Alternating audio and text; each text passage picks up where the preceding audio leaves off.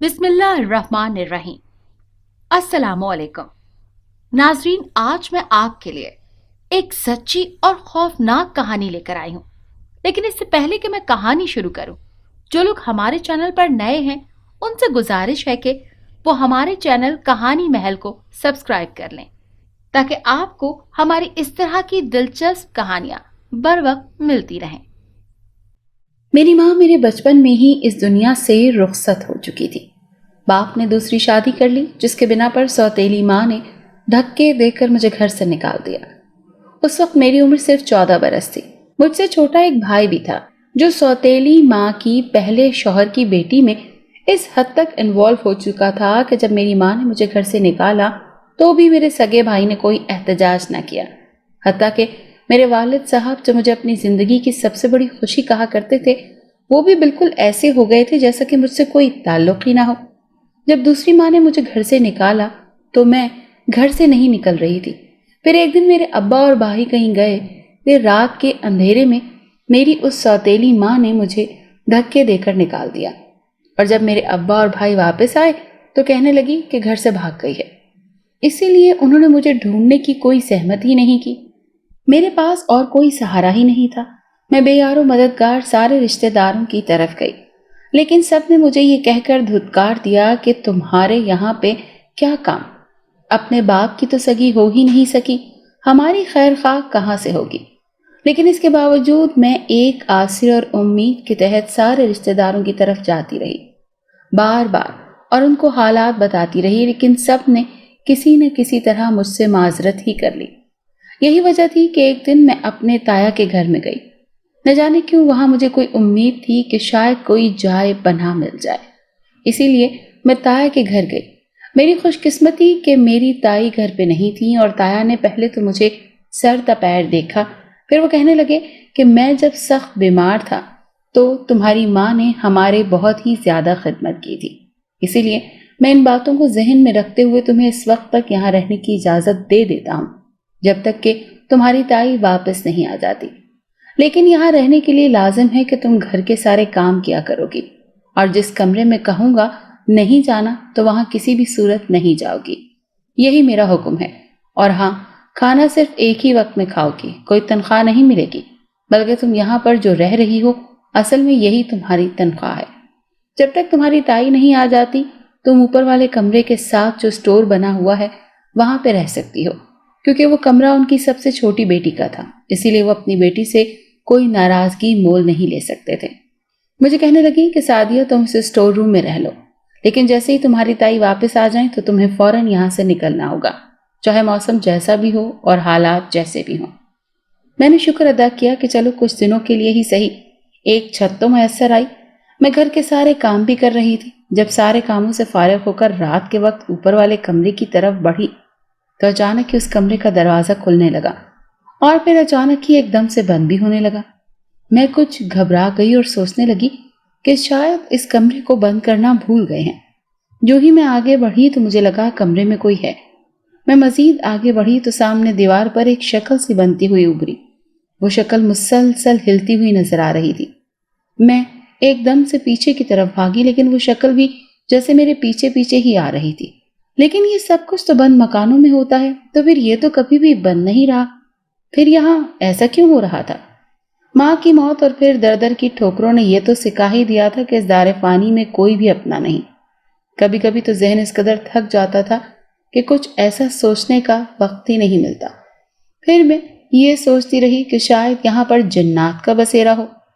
जैसे ही मैं मजीद आगे बढ़ी तो देखकर हैरान रह गई कि मेरी तायाजात के कमरे में बनी दीवारों पर मुख्तलिफ अशकाल की तस्वीर लगी हुई हैं, और जैसे ही हवा चलती है तो ऊपर वाले पोर्शन में हवा के चलने से चीजें हिलने लग जाती हैं।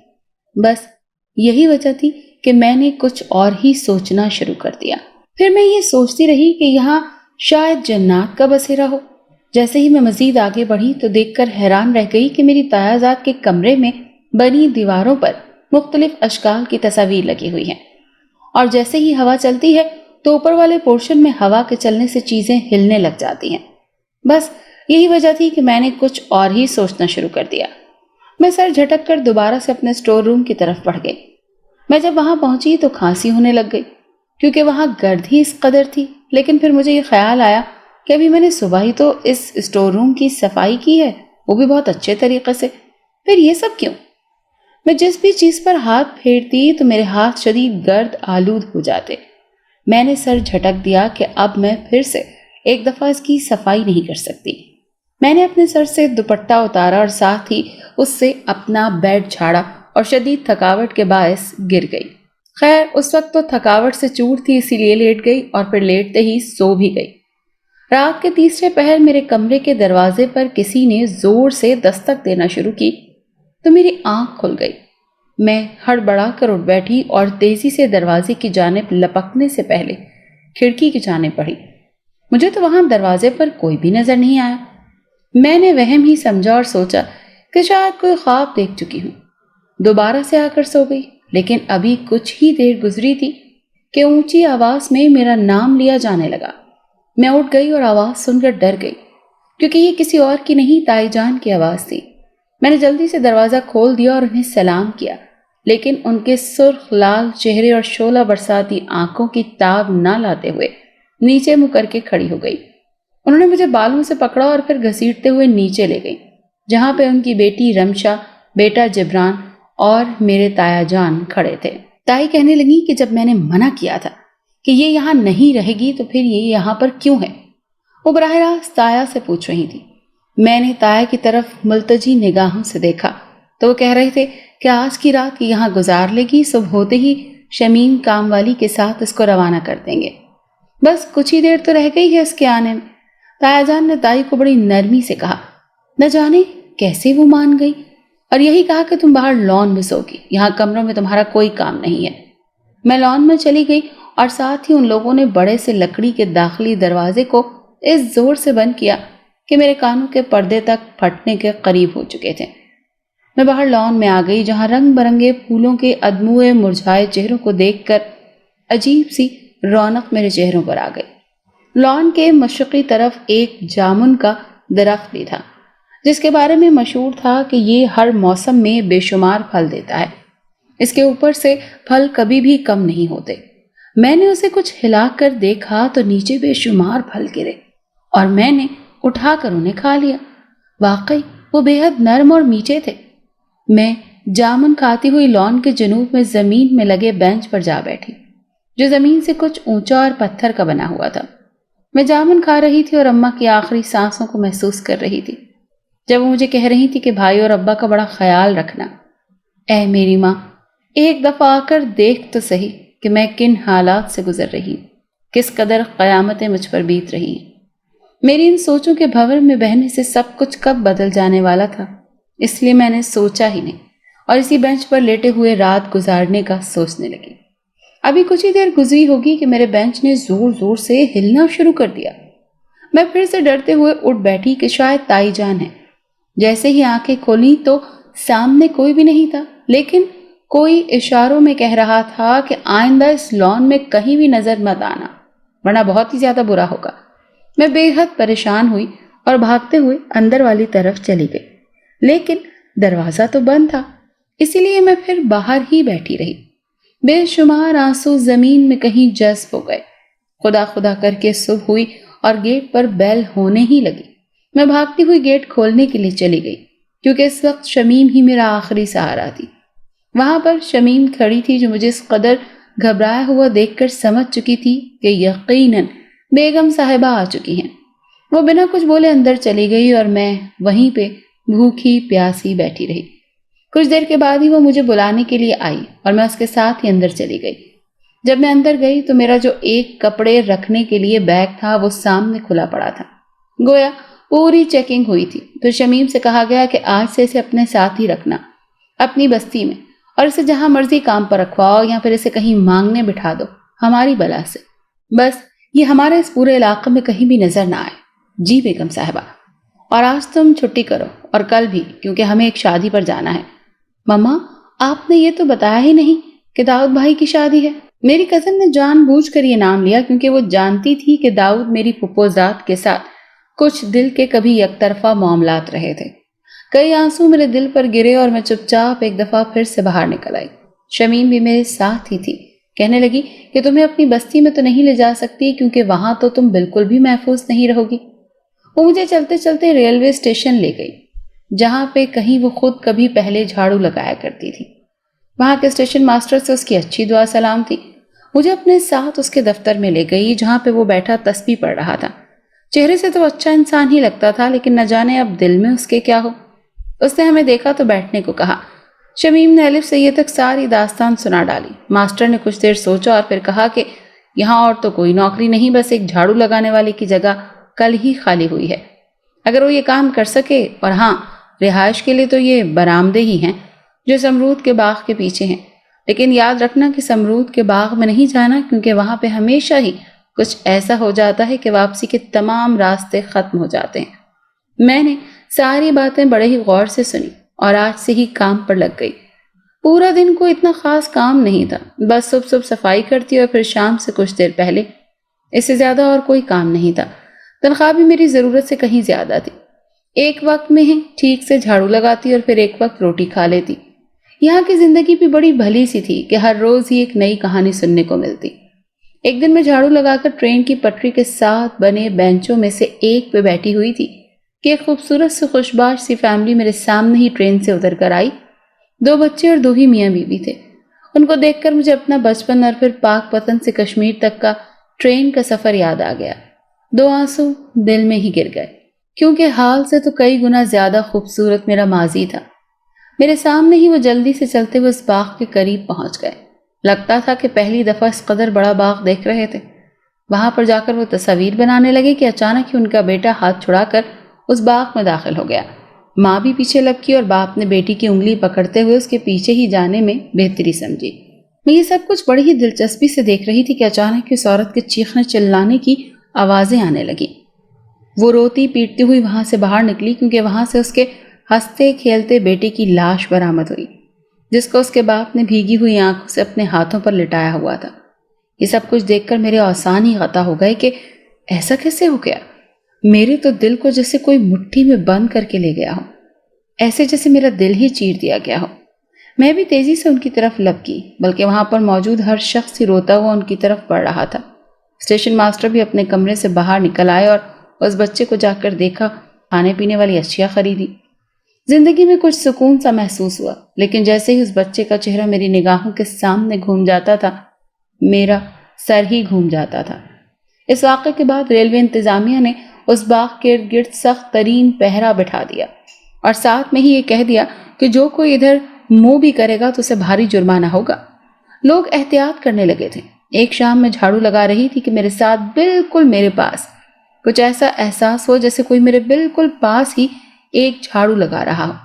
لیکن اس جھاڑو لگانے سے مجھے یہ نقصان ہو رہا تھا کہ جہاں جہاں پہ جھاڑو لگتا جا رہا تھا وہاں پر پہلے سے بھی کہیں زیادہ گند پڑتا جا رہا تھا.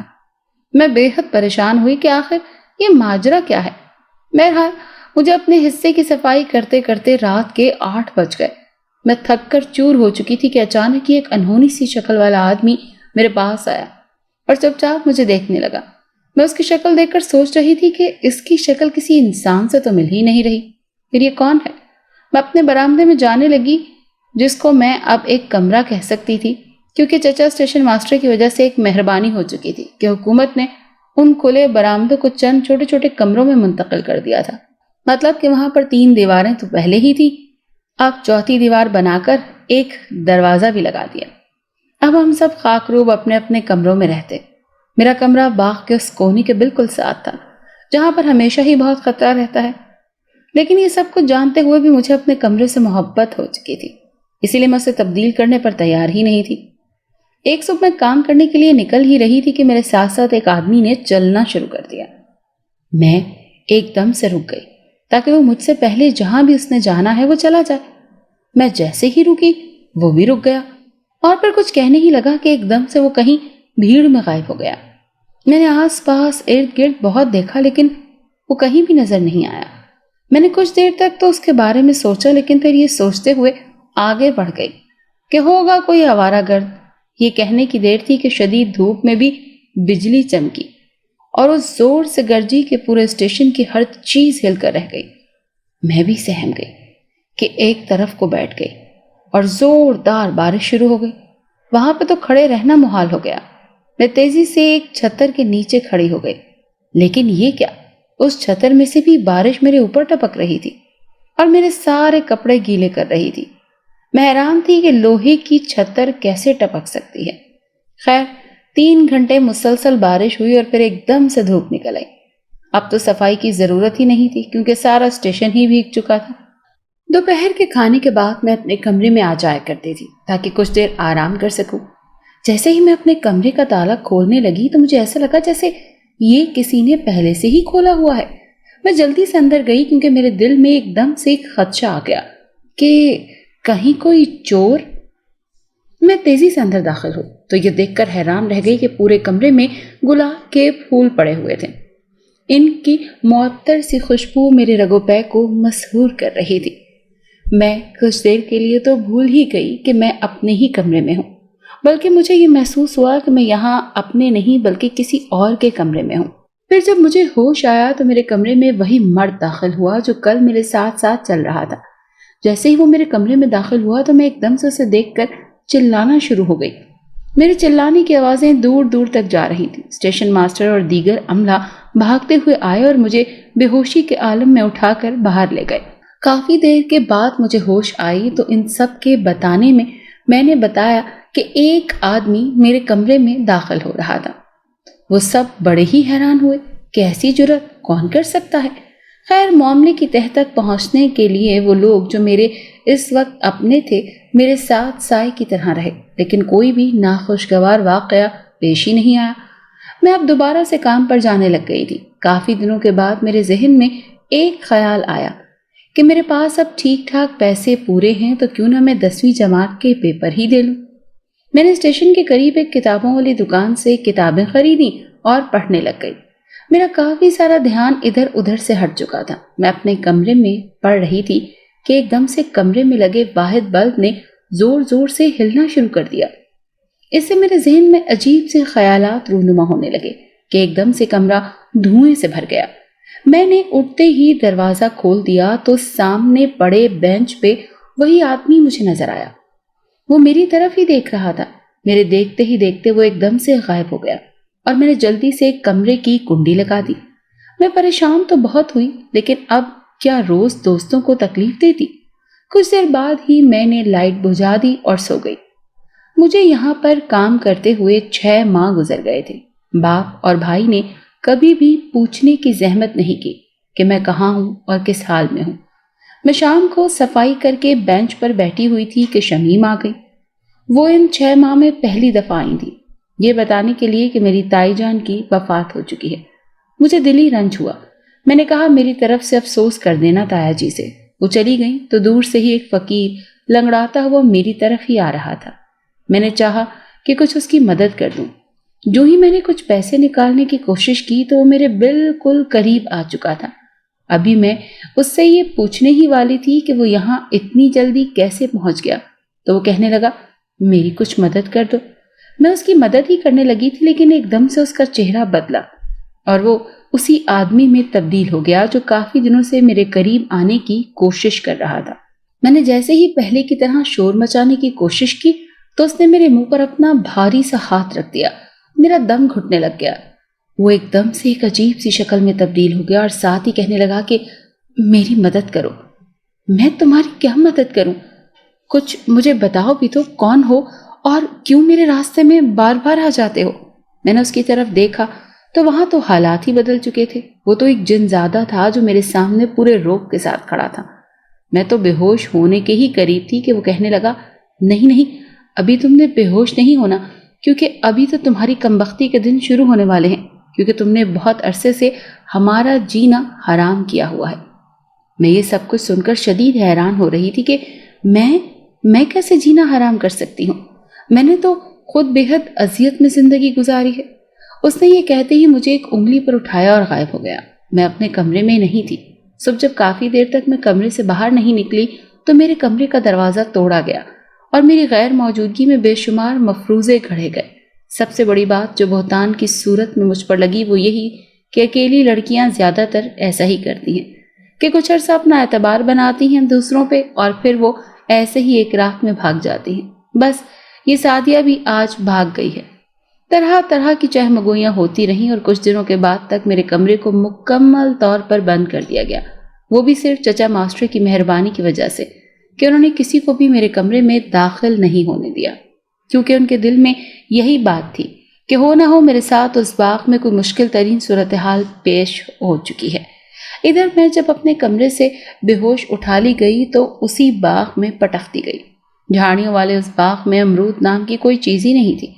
बस हर तरफ खूनी सी जड़ी बूटियां उगी हुई थी, जिनको देखकर वैसे ही खून जमने लगता था।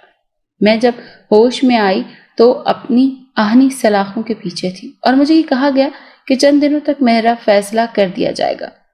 मैं हैरान थी कि मेरा कसूर क्या है, मुझे किस बात की सजा दी जा रही है। तुम्हें बहुत जल्द पता चल जाएगा कि तुमने क्या किया है, वो जिन धाड़ धाड़ कर मुझसे कह रहा था। मैं नीचे सर किए रोती जा रही थी कि मेरे दाएं कान में किसी ने एक फूंक मारी और मैं अपने दोनों कानों की समात से महरूम हो गई। मुझे कुछ भी सुनाई नहीं दे रहा था। मैं हर बात को याद कर रही थी कि मैंने ऐसा भी क्या किया है जिसके लिए मुझे इस किस्म की सजा मिल रही है। काफी दिन मैं यही सोचती रही। हैरत की बात तो ये थी कि यहाँ आकर मुझे बिल्कुल भी भूख नहीं लगी। मैंने कुछ भी नहीं खाया, मुझे भूख का एहसास ही नहीं हुआ। जब मुझे यहाँ रहते हुए 5 दिन गुजर गए तो एक शाम को एक जिनजादा मेरे पास आया और कहने लगा कि हमारे शाह जन्नात कुछ दिनों के लिए परिस्तान गए हुए हैं, इसीलिए उनके आने तक तुम उठो और ये चक्की में दाने डाल डाल कर पीसो कि तुम्हारे करने के लिए फिलहाल कोई और काम नहीं है। मैंने वहां पर देखा था, यहाँ पर और भी बहुत से लोग रहते थे जो मेरे जैसे ही इंसान थे, लेकिन उनकी हालत कुछ ऐसी हो रही थी कि वो मरने के बिल्कुल करीब थे। जब उनमें से बहुत सारे इंसान मर जाते तो फिर उनको एक बोरी में बंद कर दिया जाता, अच्छी तरह से गिरा लगाई जाती और फिर कुछ दिनों तक वो ऐसे ही बोरी में बंद रहते। और फिर जब उनकी हड्डियां अलग हो जाती तो उनको निकाल कर हड्डियां अलग करके इन हड्डियों से अपने अपने कमरों के इर्द गिर्द आसाइश और ज़ेबाइश करते, और जिस कमरे के बाहर ज्यादा हड्डियां और खोपड़ियां लटक रही होती तो फिर उसे ही ऊंचा दर्जा दिया जाता था। मैं यहाँ पे बड़ी ही बेआराम थी, लेकिन जानती थी कि अब यहाँ पे चंद दिनों की मेहमान हूँ और इसलिए मैं सब्र शुक्र के साथ ये दिन गुजार रही थी। एक शाम एक औरत जो कि यहाँ न जाने कब से मौजूद थी, वो काम करते करते गिर गई और फिर उसने पानी मांगा। मैं भाग के गई ताकि उसे पानी दे सकूं। वो मुझे कहने लगी, ये जन्नात इंसानों जैसे जालिम हैं। एक तो ये सारे के सारे ईसाई हैं और ये हम इंसानों के रूप में भेजकर इंसानी बस्तियों, खास तौर पर जहाँ पर ज्यादा मुसलमान हो वहाँ पर तबाही करवाते हैं और फिर इन इंसानों को पकड़ के यहाँ अपनी कैद में रख लेते हैं। ये एक बाग नहीं है, ये तो एक मुकम्मल जेल खाना है जिसमें से कोई भी जिंदा बच के नहीं जा सकता। यही वजह है कि मेरी जिंदगी के दिन भी पूरे हो गए हैं और अब बाकी मेरी सांसें बस थोड़ी सी ही रह गई हैं। लेकिन यहाँ से बचाव की कोई राह? मैं उससे सवाल करने लगी। औरत ने एक दफा आंखें खोली और फिर हमेशा के लिए बंद कर दी। मुझे एकदम से अपनी माँ याद आ गई और फिर कुछ जिन्नात आए और उस औरत को पहले वालों की तरह बोरी में बंद कर दिया। एक शाम एक जिनजादी मेरे पास आई और उसने मुझे पलक झपकते ही मेरे ताए के घर पहुंचा दिया। वहां मैंने उनकी सारी तिजोरियों में से ढेरों रकूम निकाली और अपने बैग में बंद करके वापस ले आई। अब मैं इसी काम पे ही मामूर थी। मैं अमीर तरीन घरों में जाती और पलक झपकते में ही कीमती चीज लूट कर ले आती। किसी को कानो कान खबर भी नहीं हो रही थी, क्योंकि मैं वो सब कुछ खुद नहीं करती थी, बल्कि मेरे अंदर मौजूद वो जिन्नात के असरात मुझसे सारे काम करवाते थे। मैं जब चोरी कर लेती और वापस उसी जगह पर आ जाती तो वो सारे असरात मुझसे गायब हो जाते। मैं फिर रोती थी और चीखती थी, लेकिन कोई सुनने वाला नहीं था। एक रात में नदी के किनारे बैठी हुई थी, जो कि इसी बाग के अंदर बनी हुई थी, जिसके बारे में कोई भी नहीं जानता था। वहां पे मेरे बैठते ही जिनजादा मेरे पास आ गया और मुझे काफी देर तक घूरने के बाद कहने लगा, तुम चोरी करने में काफी महारत रखती हो, तो हम जन्नात ने यह फैसला किया है कि एक बैंक को लूटा जाए। तुम कल ये काम करोगी? नहीं, मैं ये काम बिल्कुल भी नहीं करूंगी, मैंने साफ इनकार करते हुए कहा। तो उस जिनजादे ने मुझे उस नदी में फेंक दिया जहां पे मैं डूबती चली गई। और जब उस नदी के बिल्कुल नीचे चली गई तो ये देखकर मैं हैरान रह गई कि वहां नीचे भी एक जहान आबाद था। वहां पर बेशुमार परियां थी जो कि मुख्तलिफ काम करने में मसरूफ थी। कुछ जिन्नात भी थे, वो भी कुछ न कुछ कर ही रहे थे, और कुछ शहजादियां भी थी। جو شاید ان جنات کی ہی کچھ لگتی تھی۔ میں نیچے ہی ڈوبتی جا رہی تھی کہ ایک پری کی مجھ پر نظر پڑی تو اس نے باقی پریوں کو میری طرف متوجہ کیا اور کہنے لگی کہ کوئی آدم ساد ہے، آؤ اسے دیکھتے ہیں، شاید اسے ہماری مدد کی اشد ضرورت ہو۔ بہت ہی خوبصورت سی پریاں میری طرف آ رہی تھی اور کہنے لگی کہ یہ تو کوئی بہت ہی معصوم سی لڑکی ہے جس کے سر پر گہرا زخم بھی ہے۔ وہ مجھے اوپر اٹھا کر لے گئیں اور اپنے پانی میں ایک طرف کافی خشکی جگہ پر رکھ دیا۔ وہاں پر انہوں نے مجھے لٹایا اور میرے ماتھے پر اور پچھلی طرف مرہم لگائی۔ وہ واقعی کوئی جادوئی مرہم تھی کہ فوراً ہی میرے ماتھے اور پچھلی طرف سکون آ گیا۔ میں اٹھ کر بیٹھنے لگی تو وہ پریاں کہنے لگیں کہ یہاں پر کیسے آئی ہو؟ اپنی مسیحا سمجھ کر میں نے ان کو ساری بات بتا دی اور یہ بھی کہا کہ اگر آپ نے بھی مجھ سے کوئی غلط کام کروانا ہے تو بے شک مجھے اپنے ہاتھوں سے مار ڈالیں، لیکن میں کوئی بھی غلط کام نہیں کروں گی۔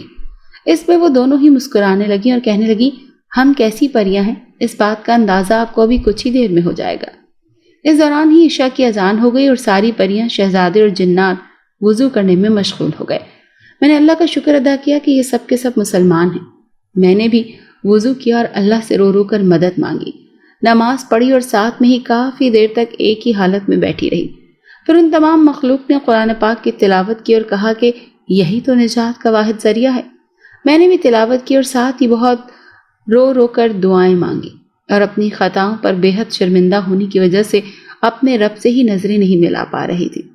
ہم سب جب اس کام سے فارغ ہوئے تو ان اچھی پریوں نے مجھے کھانے کو بہترین پھل دیے اور کہا کہ ہمارے ہاں اناج نہیں ہوتا، بس یہ پھل ہوتے ہیں اور ساتھ میں دودھ ہوتا ہے وافر مقدار میں۔ میں نے سب کچھ کھا پی کر اللہ کا لاکھ لاکھ شکر ادا کیا۔ پھر رات ہو گئی اور سب سو گئے۔ رات کا نہ جانے کون سا پہر تھا کہ پانی میں جل تھل ہونے لگی، سارا پانی حرکت میں آ گیا۔ میں اتنی گہری نیند میں سو رہی تھی کہ مجھے کچھ خبر ہی نہ ہوئی، لیکن جب مجھے ہوش آئی تو میرے چاروں طرف ایک حفاظتی حصار بنا ہوا تھا جس میں میں لیٹی ہوئی تھی۔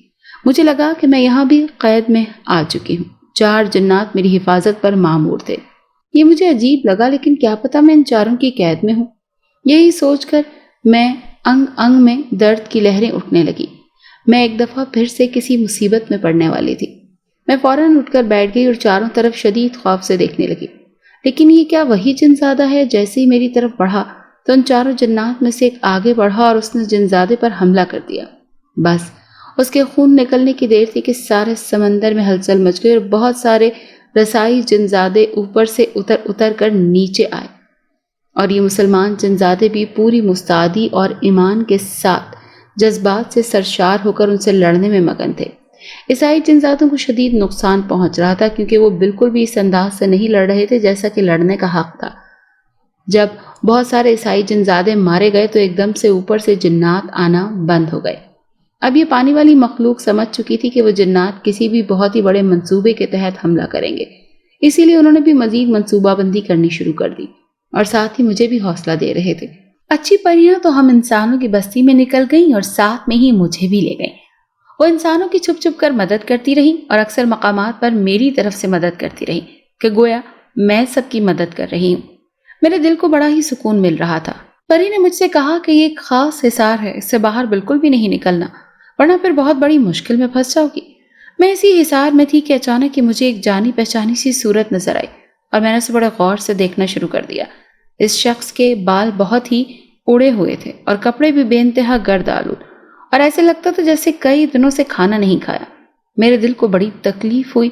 لباس بھی جگہ جگہ سے پھٹا ہوا تھا۔ وہ شخص بار بار آسمان کی طرف دیکھتا اور پھر ہاتھ جوڑ کر معافیاں مانگتا تھا۔ میں بس غور سے دیکھتی ہی رہی کہ اچانک ایک لڑکا اس شخص کے پاس آیا اور ارد گرد دیکھتے ہوئے اس شخص کو کپڑوں سے پکڑ کر کھینچنے لگا۔ وہ شخص اس کے ساتھ نہیں جانا چاہتا تھا، لیکن وہ لڑکا لے جانے پر بضد تھا۔ میرے ذہن کو کرنٹ لگا جب میں نے ان دونوں کو پہلے سے زیادہ توجہ سے دیکھا تو میرے پیروں تلے سے زمین ہی نکل گئی، کیونکہ وہ ایک شخص میرا باپ اور وہ کھینچ کر لے کے جانے والا میرا ہی بھائی تھا۔ میں نہیں رہ سکی اور تیزی سے اس گھر کی طرف بڑھنے لگی۔ میں حصار میں سے باہر نکل آئی تھی اور جو ہی میں حصار میں سے باہر نکلی تو ایک بے حد طاقتور جنزادہ آیا اور مجھے اپنا قبضے میں کرتے ہوئے اپنے ساتھ لے گیا۔ دونوں پریاں افسوس سے ہاتھ ملتی رہ گئیں کیونکہ ان کی طاقت اس جن کے مقابلہ کرنے کے لیے کافی نہیں تھی۔ میں اب کی دفعہ اس باغ میں نہیں بلکہ کسی غار میں لے جائی گئی۔ اس غار میں مجھے بند کر دیا گیا اور میرے سر پر کوئی ایسی چیز ماری گئی کہ میں بہت سارے دن بے ہوش رہی۔ جب مجھے ہوش آیا تو کافی حد تک چیزوں کو پہچاننے کی کوشش کر رہی تھی، لیکن میری پہچان میں کچھ بھی نہیں آ رہا تھا۔ مجھے لگتا تھا میں اغوا کر لی گئی ہوں، اسی لیے میں یہیں پہ ہوں۔ کافی سارے دن گزر گئے تو مجھے کچھ یاد آنے لگا کہ میں کہاں تھی، کیسے کیسے ان پریوں کے پاس گئی، اور پھر میرے ابا کی وہ ساری حالت میری آنکھوں کے سامنے گھومنے لگی۔ میں نے پھر سے رونا شروع کر دیا کیونکہ یہ میرے نصیب میں لکھا جا چکا تھا۔ ایک دم سے غار کا پتھر اٹھنے لگا اور میں بھی ان کے ساتھ اوپر کو اٹھنے لگی۔ یا اللہ، یہ سب کیا ہے؟ کچھ دیر کے بعد جنات کا ایک ٹولہ وہاں پر آ گیا جو مجھے بتانے آیا تھا کہ میرا قصور کیا ہے اور کتنا ہے۔ 2 جنات سامنے آئے اور کہنے لگے کہ تم نے اپنے تایا کے گھر میں لگے جامن سے بہت سارے جامن کھائے تھے، اور وہ جامن کھانے کے بعد ان کی گٹلیوں کو ہمارے کھانے میں پھینک دیا۔ ہم اس جامن کے نیچے بیٹھ کر کھانا کھانے میں مصروف تھے۔ تمہاری جرت کیسے ہوئی کہ ہمارے کھانے کو جھوٹا کر سکو؟ لیکن تم نے یہ سب کچھ کیا، اور پھر اس کے بعد تم نے ہمارے دشمن جنات جو کہ سمندر میں رہتے تھے ان کو ساری بات بتا دی۔ ارے اب تم بھگتو اور پوری زندگی اسی غار میں گزارو گی۔ مجھے معاف کر دو، میں یہ سب کچھ آئندہ نہیں کروں گی۔ میں نے ان جنات کے سامنے ہاتھ جوڑ دیے۔ معاف کر دیں؟ کیسے معاف کر دیں؟ تمہاری وجہ سے ہمارے خاندان کا ایک جن موت کی وادی میں چلا گیا۔ یہ سب کچھ تم نے کیا ہے، اسی لیے کسی بھی قسم کی کوئی جھوٹ یا رعایت تمہیں نہیں دی جائے گی۔ تم یہیں پر رہو گی اور اپنی باقی ماندہ زندگی یہیں پر گزارو گی۔ میں روتی رہی کیونکہ میں ایک دفعہ تو اس جہنم سے نکل گئی تھی، لیکن اب نہیں لگتا کہ کبھی دوبارہ نکل پاؤں گی۔ میرے سر میں شدید درد ہو رہا تھا، میرے سر پہ جیسے ہتھوڑے لگ رہے تھے کیونکہ میرے اندر ایک جن سرایت کر چکا تھا۔ میں اور میری گردن تیز تیز گھوم رہی تھی، میرے پورے وجود میں بجلیاں سی دوڑ رہی تھی۔ ایک دم سے میں چھلانگ لگا کر غار سے باہر نکل گئی اور انسانوں کی بستی میں چلی گئی۔ وہاں میں سب سے پہلے اپنے گھر میں گئی اور اپنی سوتیلی ماں کے سامنے گئی۔ وہ مجھے دیکھ کر ششدر رہ گئی اور میری طرف جنگلی بلی کی طرح جھپٹنے لگی۔ میں نے ایک دم سے اس پر واقعی حملہ کر دیا اور پھر اس کی گردن پکڑ لی۔ میں اسے یاد کروا رہی تھی کہ اس نے میرے باپ کو کون کون سی اذیت دی ہے، کتنے مظالم ڈھائے ہیں۔ اس کو میں باہر لے گئی، پھر میں اسے چھت پر لے گئی اور اسے چھت سے نیچے دھکا دے دیا۔ اس کی دونوں ٹانگیں ٹوٹ چکی تھی اور وہ درد سے کرا رہی تھی۔ میں نے اس کو اسی حالت میں چھوڑا اور پھر اپنے بھائی کے دفتر میں گئی جو وہاں ایک آفیسر کے طور پر کام کر رہا تھا۔ میں جیسے ہی گئی اس کے سامنے تو وہ گارڈ کو بلانے لگا، لیکن میں نے اس کی زبان کو وہیں پر ایک دم سے بند کر دیا۔ وہ گلے پہ ہاتھ رکھ کر حلق کے بل بولنے لگا، لیکن میرے پورے ہوئے اس کی آواز کیسے نکل سکتی تھی؟ میں نے اس کے دائیں ہاتھ کو ہی مروڑ کر رکھ دیا جس سے وہ میرے باپ کو اس دن کھینچ رہا تھا۔ وہ مجھ سے اشاروں میں معافیا مانگ رہا تھا، لیکن میں اسے کہاں معاف کرنے والی تھی؟ میں نے اس کی ایک نہ سنی اور اس کے دونوں بازو توڑ دیے۔ بس میرا بدلہ پورا ہو چکا تھا اور میں پھر واپس اسی غار میں جا چکی۔ رات کو سارے جنات وہاں آ گئے اور وہ مجھے آج کی رات ہی کڑی سے کڑی سزا دینا چاہتے تھے کہ شاید میں اب کی دفعہ تو مر ہی جاؤں۔ شاید جنات نے 2 دن کے بعد آنا تھا اور ان 2 ہی دنوں میں نے جو کچھ سوچنا تھا اس پر عمل بھی کرنا تھا۔ میں غار میں کچھ ہی دیر کے بعد سو گئی، جیسے میرے سر میں شدید درد تھا۔ میرا سر درد سے پھٹ رہا تھا۔ شاید کوئی خواب آ جائے یا پھر حقیقت کی ایک سفید پوش لباس میں ملبوس ایک عورت میرے پاس آئی اور کہنے لگی کہ جب تم بہت چھوٹی تھی تو تم پارا پڑھنے سے پہلے ہمیشہ طاؤس پڑھا کرتی تھی، اور پھر اس طاؤس کی بدولت کبھی بھی شیطان تمہارے قریب نہیں آ سکتا تھا۔ یاد آیا کچھ؟ وہ شفیق سی عورت میرے ماتھے پر بوسہ دے رہی تھی اور کہہ رہی تھی کہ سعدیہ یاد کرو۔ میں کچھ سمجھی اور کچھ نہ سمجھی کے عالم اس عورت کو دیکھے جا رہی تھی۔ وہ عورت کوئی اور نہیں، میری ماں تھی۔ میں نے ان کے دونوں ہاتھوں کو پکڑ کر اسے چوما اور ساتھ ہی شدت سے رونے لگی کیونکہ میں کس قدر مصیبتوں اور پریشانیوں میں گھر چکی تھی۔ میری آزمائش ہی ختم ہونے کا نام نہیں لے رہی تھی۔ امی مجھے یہاں سے لے جائیں، امی میں یہاں بہت اکیلی رہ گئی ہوں، میرے پاس کوئی بھی نہیں ہے۔ میں جب یہ بات کر رہی تھی تو امی کہنے لگی جن کے پاس کوئی نہیں ہوتا ان کے پاس ان کا رب ضرور ہوتا ہے، اسی لیے تمہیں گھبرانے کی کوئی ضرورت نہیں ہے۔ تم اپنے رب سے مدد مانگو، بے شک وہ بخشنے والا مہربان ہے کہ ایک دفعہ اس سے مانگ کر تو دیکھو، اگر وہ نہ دے تو مجھ سے کہنا۔ میں پھر بھی روتی رہی کیونکہ میری ماں تو میرے پاس نہیں تھی۔ امی نے مجھے ساری صورتیں یاد کروا دیں اور کہا کہ یہ ساری صورتیں ہر وقت پڑھتی رہا کرو کیونکہ یہی واحد نجات کا ذریعہ ہیں۔ میں نے ساری صورتیں زبانی یاد کر لی اور پھر اس کے بعد امی دور جانے لگی۔ میں ان کے پیچھے پیچھے بھاگ رہی تھی، ان کو آوازیں دے رہی تھی کہ وہ کسی طرح میرے پاس واپس آ جائیں یا پھر مجھے ہی اپنے پاس واپس بلوا لیں، لیکن مجھے فی الحال کوئی بھی صورتحال پوری ہوتی نظر نہیں آ رہی تھی۔ میں روتی رہی اور یوں 2 دن گزر گئے۔ شاہ جنات ایک شام کو آ گیا، اس کے ساتھ جنات کی ایک بڑی فوج تھی۔ جب وہ غار میں داخل ہوا تو پورے غار میں دھواں پھیل گیا اور ساتھ ہی کالے بادل برسنے لگے۔ میں نے اسی لمحے اللہ سے خاص دعا کی اور کہا کہ مجھے اس عذاب سے نجات دے دیجیے، کیونکہ میں اتنی ہی آزمائش کو سہنے کے قابل ہوں۔ جب وہ جنات میرے سامنے آئے اور میری گردن اڑا دینے کا فیصلہ ہوا تو میں نے آیت الکرسی پڑھنا شروع کر دی اور ساتھ ہی ساتھ صورتیں جو بھی امی نے یاد کروائی تھی وہ پڑھنی شروع کر دی۔ وہ تمام جنات کچھ نرم پڑ گئے اور ساتھ ہی میرے مزید حوصلے بلند ہو گئے۔ میں نے بنا ڈرے اور ہمت ہارے مزید پڑھنا شروع کر دیا۔ جیسے جیسے میں تلاوت کرتی جا رہی تھی وہاں کچھ جنات نیچے بیٹھتے گئے اور کچھ جنات میری طرف بڑے غور سے دیکھنے لگے، لیکن ایک دم سے میری ماں مجھے سامنے نظر آئی۔ انہوں نے سورہ جن کی تلاوت شروع کر دی۔ سورہ جن کو جیسے ہی میں نے پڑھنا شروع کیا تو سب سے پہلے وہ شاہ جنات میری طرف مسلسل دیکھنے لگ گیا اور میرے وسط میں پہنچنے تک وہ بالکل سجدہ ریز ہو چکا تھا۔ جیسے ہی میں نے اس سورت کا اختتام کیا تو ساتھ ہی اس جن نے کلمہ پڑھ لیا۔ اس کے کلمہ پڑھتے ہی اس کے سارے جنات نے کلمہ پڑھ کر مسلمان ہونے کا ثبوت دے دیا۔ میں نے بھی بس نہیں کی بلکہ اور صورتیں پڑھتی گئی۔ میری زبان نہ جانے کیسے اس قدر شیریں ہو چکی تھی کہ اس کی مٹھاس بہت دور دور تک پھیلنے لگی اور یہاں پر موجود سارے ہی جنات مسلمان ہو گئے۔ ایک دم سے وہ غار ختم ہو گیا اور اس کی جگہ پر اس سبزے نے لے لی جو آنکھوں کو مسلسل تراوٹ بخش رہا تھا۔ میں نے اس سرسبز شاداب میدان میں سجدہ ریز ہو کر ڈھیروں شکرانے کی نوافل ادا کیے اور ساتھ ہی میں نے رو رو کر اللہ کا شکر ادا کیا جیسے اس نے مجھے اس قدر کڑی آزمائش سے باہر نکال دیا۔ میں بالکل آزاد ہو چکی تھی اور اپنے اسٹیشن کی طرف چل پڑی۔ وہ باغ بھی پھولوں میں تبدیل ہو چکا تھا جہاں پر رنگ برنگے پھول کھلے ہوئے تھے۔ میں نے جلدی سے اسٹیشن ماسٹر کے کمرے کی کنڈی کھول دی۔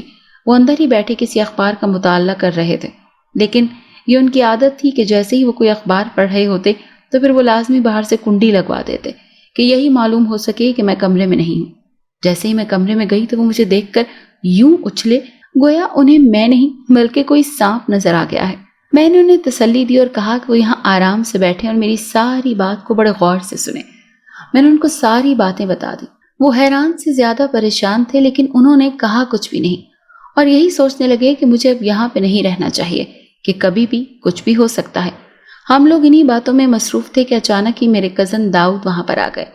وہ اسٹیشن ماسٹر کو بھی جانتے تھے۔ دراصل جب میں وہاں پر داخل ہوئی تھی تو ماسٹر جی نے داؤد کو کہیں میسج کر دیا تھا۔ میں انہیں یوں اچانک اپنے سامنے دیکھا تو اچھل پڑی، لیکن انہوں نے مجھ سے معافی مانگی اور کہا کہ وہ مجھے لینے کے لیے آئے ہیں، لیکن میں نے یہ بھی کہا کہ میں اپنے ابا جی کو اپنے ساتھ رکھوں گی۔ اگر اسے یہ بات قبول ہے تو پھر میں اس سے شادی کرنے کے لیے تیار ہوں۔ اسے بھلا کیا اعتراض ہو سکتا تھا؟ وہ ہنسی خوشی مان گیا۔ میں تو خوشی سے نہال ہی ہو گئی۔ میں نے اپنے کمرے میں سے کتابیں لی اور داؤد کے ساتھ ان کی گاڑی میں آ کر بیٹھ گئی۔ ہم ایک نئی منزل کی طرف رواں دواں تھے جہاں صرف خوشیاں ہی ہمارا مقدر تھی۔ اگر آپ کو یہ کہانی اچھی لگی ہے تو اسے لائک کیجیے اور ہمارے چینل کہانی محل کو سبسکرائب کیجیے۔ اور ہاں، اگر آپ کے کسی دوست، رشتہ دار یا بہن کے ساتھ خدا نخواستہ اس طرح کا کوئی بھی واقعہ پیش آیا ہے تو ہمیں کامنٹ سیکشن میں اس کے بارے میں ضرور بتائیے۔